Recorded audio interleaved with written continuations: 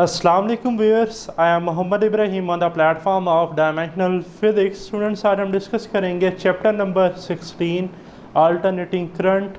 Topic है जी AC through RC series circuit. तो देखें स्टूडेंट, सबसे पहले तो हमारे पास एक RC सीरीज सर्किट है, ठीक है जी, जिसमें एक अल्टरनेटिंग करंट सोर्स जो है वो कैपेसिटर और रेजिस्टेंस के साथ सीरीज़ में कनेक्टेड है, ठीक।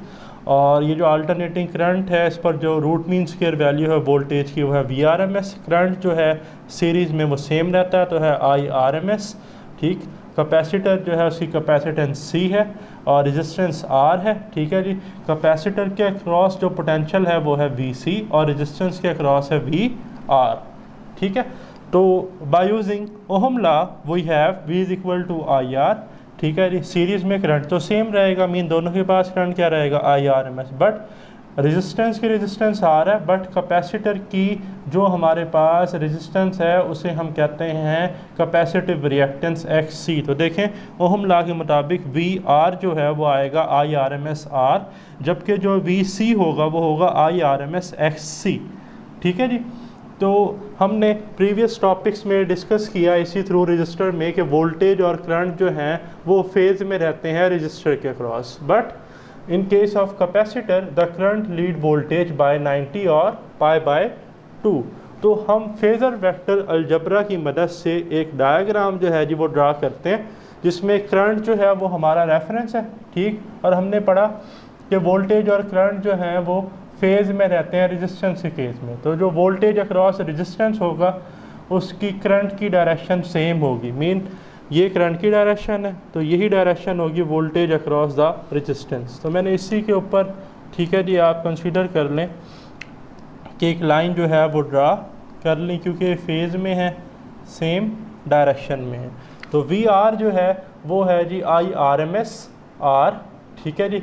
और फिर हमने कहा कि जो करंट है वो लीड करता है वोल्टेज से, कितने एंगल से, 90 से, ठीक है। अगर बात की जाए रेक्टेंगुलर कोऑर्डिनेट सिस्टम की तो यहाँ 0 होता है, इधर 90, फिर इधर 270, फिर हमारे पास आप जानते हैं ना कि फिर हम देखें ना सिंपली 0, 90, 180, फिर 270, फिर आता है 360, तो एक लूप बनता है।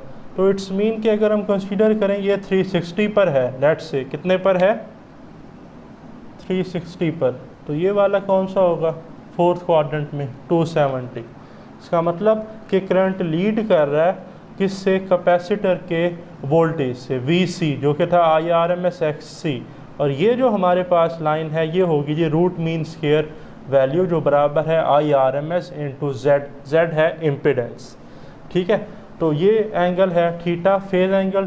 थीटा के सामने ये एक ट्रायंगल बन रहा है, ठीक है। थीटा के सामने परपेंडिकुलर, परपेंडिकुलर के सामने हाइपोटेन्यूज, और जो बच गया वो स्टूडेंट हमारे पास है बेस, ठीक। तो हमने जो है वो वैल्यू कैलकुलेट करनी है VRMS की। तो देखें सिंपल है, by Pythagoras theorem hypotenuse square is equal to B square plus perpendicular square.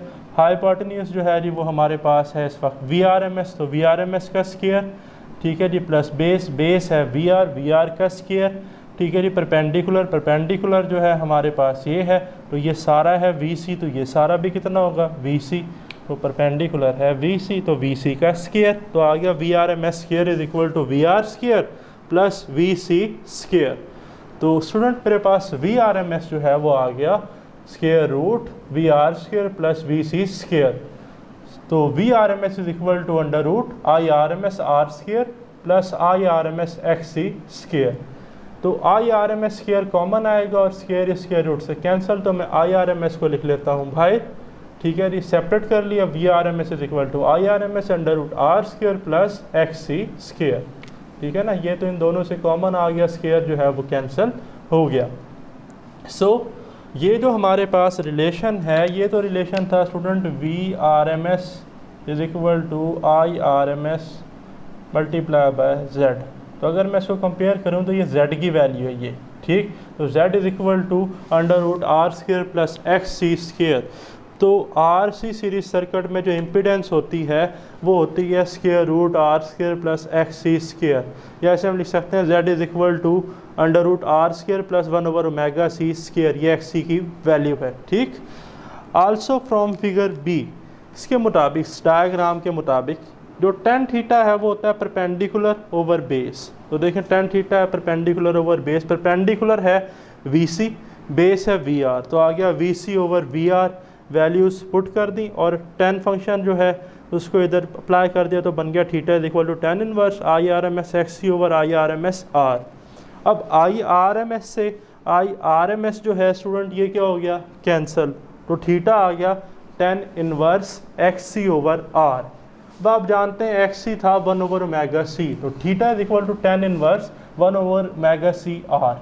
ठीक है, तो ये हमारे पास वो फेज एंगल है जी जो किस में होता है, आर सी सीरीज सर्किट में। और ये है स्टूडेंट मेरे पास इम्पीडेंस डायग्राम रेजिस्टेंस ओपोजिशन की फॉर्म में, ये रेजिस्टेंस है आर, ये है जी हमारे पास कैपेसिटिव रिएक्टेंस और ये इम्पीडेंस। सिमिलरली यहाँ से भी आप देख सकते हैं जो फेज़ है वो इसी के बराबर आता है क्योंकि टेन थीटा होता है perpendicular over base X C over R, तो ये दोबारा वही बन जाएगा theta is equal to tan inverse 1 over omega C R. तो अगर आपका इस टॉपिक से रिलेटेड कोई क्वेश्चन है तो कमेंट्स में ज़रूर डिस्कस कीजिएगा, और ये टॉपिक जो है वो long question point of view से काफ़ी इम्पोर्टेंट है, ये भी आप मार्क कर लीजिएगा। अल्लाह हाफिज़।